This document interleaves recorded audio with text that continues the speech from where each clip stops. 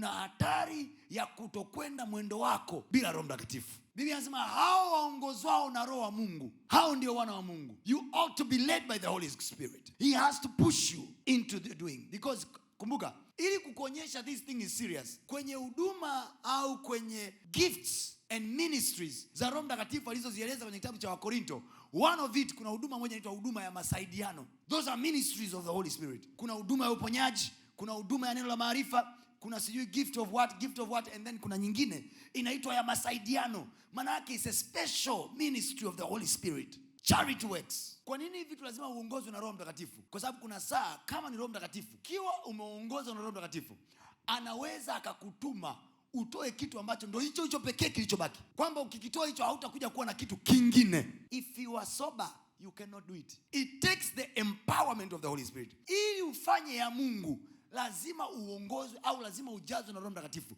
kwa sababu maelekezo ya Mungu ni magumu kuyafanya kwa kawaida. You must be supernatural to do his work, to do his will.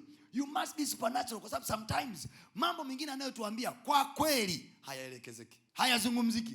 Unaweza ukaambiwa utoe viatu vyako, ndio hivyo hivyo. Unaweza ukaambiwa uchukue hela kwenye akaunti ya benki na ndio imebaki hiyo hiyo umsaidie mtu. Na unajua kabisa mimi sina kodi, alafu naambia hivi, unatakiwa nipe kodi wiki ijayo. Halafu ndani yako unasikia msukumo, mpe huyu. Hiyo ngoma kama hujasikia Mungu kama mwanamke wa Sarepta, huwezi toboa, kwa sababu aliyekuelekeza atakava geba. Kwa hiyo hatufanyi kwa sababu tumejisikia kufanya. Hatufanyi kwa sababu watu wanatia huruma.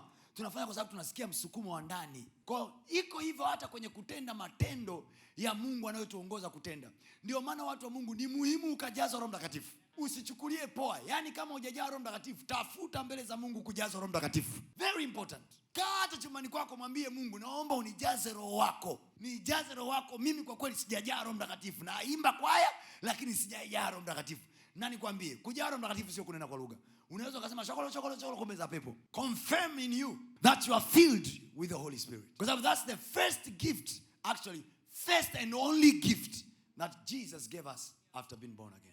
Imagine this, the only thing Jesus is saying, nanyi mtapokea nguvu akisha kuja juu yenu Roho Mtakatifu. Maana yake mtu yote asiye na Roho Mtakatifu hana nguvu, period.